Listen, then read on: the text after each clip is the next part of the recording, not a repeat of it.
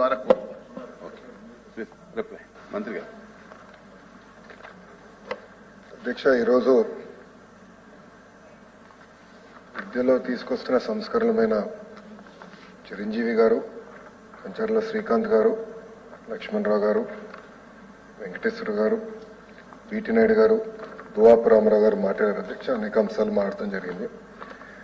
మాట్లాడుతూ లక్ష్మణరావు గారు విద్యాశాఖ మీకు ఒక భారం అన్నారు. భారం కాదు, నా బాధ్యత. గౌరవ ముఖ్యమంత్రి గారు నన్ను పిలిచి మిమ్మల్ని కేబినెట్ లో తీసుకోవాలని నిర్ణయించుకున్నా, మీరు ఏ శాఖ ఆశిస్తున్నారు అన్నప్పుడు అంటూ డిప్యూటీ ఉప ముఖ్యమంత్రి గారు పవనన్న పిఆర్ఆర్డి ఆయన కోరారు అని అభిప్రాయం తెలిపినప్పుడు నేను గౌరవ ముఖ్యమంత్రి గారు చెప్పింది ఒకటే, కఠినమైన శాఖ ఇవ్వండి సార్, ఎక్కడైతే మీరు మార్పు ఆశిస్తున్నారో ఇవ్వండి అని కోరుతాం జరిగింది. దాంట్లో భాగంగా నేనే స్వయంగా విద్యాశాఖ ఇవ్వండి సార్, సమాజంలో మార్పు తీసుకురావాలంటే అది విద్యతోనే సాధ్యం, అసమర్థులు పోవాలంటే విద్యతోనే సాధ్యం.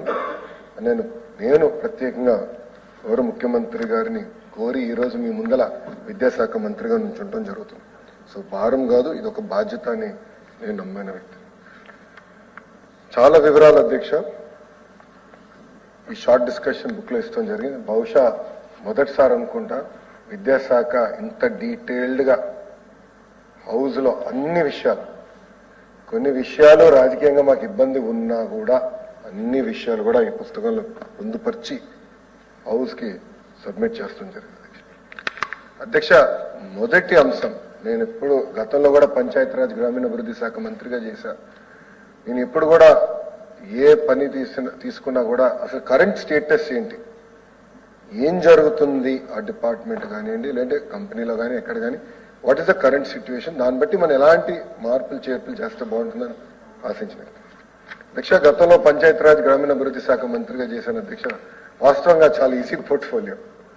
చాలా మంది చెప్పారు పిఆర్ఆర్డి చాలా కష్టమైంది అని, వాస్తవంగా చాలా సులభంగా అనిపించింది అధ్యక్ష. ఎందుకో కూడా చెప్తా, డేటా ఉంది అధ్యక్ష అక్కడ, చాలా సులభంగా చాలా తేలిగ్గా అసలు ఏం జరుగుతుంది ఎక్కడ జరుగుతుందని 6 నెలల్లో డాష్ బోర్డ్ తయారు చేయించుకున్నా నాకు చాలా ఈజీగా ట్రాక్ చేస్తాను జరుగుతుంది.